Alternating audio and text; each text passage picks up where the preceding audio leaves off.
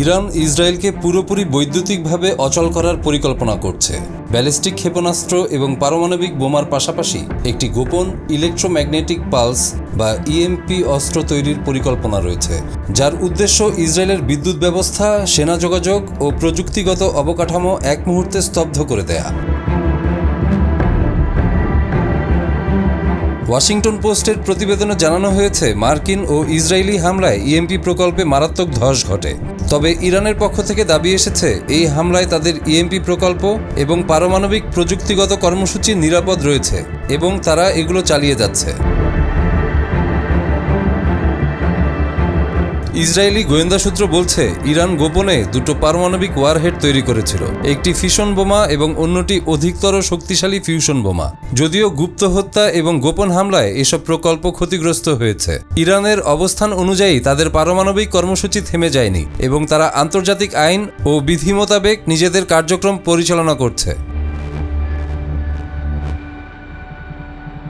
ইসরায়েলের দাবি, চলমান 12 দিনের যুদ্ধে ইরানের প্রায় 3000 ব্যালিস্টিক ক্ষেপণাস্ত্রের অর্ধেক ধ্বংস হয়েছে এবং 500টি লঞ্চারের 80% ধ্বংস করা হয়েছে। তবে তেহরান এই সংখ্যাগুলোকে অতিরঞ্জিত বলে উড়িয়ে দেয়। তাদের বক্তব্য, যুদ্ধের প্রভাবে স্বাভাবিক কিছু ক্ষতি হলেও তাদের ক্ষেপণাস্ত্র স্থাপনার বড় অংশ অক্ষত আছে এবং ক্ষেপণাস্ত্র উৎপাদন ও পুনর্বাসন অব্যাহত রয়েছে। ইসরায়েলি হামলায় ইরানের পারমাণবিক বিজ্ঞানীদের বড় অংশ নিহত হলেও ইরানের পক্ষ থেকে বলছে যে তাদের গবেষণার কাজ এখনও চলছে এবং তারা আন্তর্জাতিকভাবে নিরীক্ষকদের সঙ্গে পারমাণবিক কর্মসূচি বিষয়ে স্বচ্ছতার প্রতিশ্রুতি রেখেছে। ইএমপি প্রকল্পটি ইসলামী বিপ্লব গার্ড বাহিনী পরিচালনা করলেও তাদের পারমাণবিক ফতোয়া অনুযায়ী সরাসরি পারমাণবিক অস্ত্র সৃষ্টি বন্ধ রয়েছে। তাই ইএমপি উন্নয়ন ছিল পারমাণবিক অস্ত্রের বিকল্প কৌশল, যা জরুরি পরিস্থিতিতে ব্যবহার করার পরিকল্পনা করা হয়েছিল।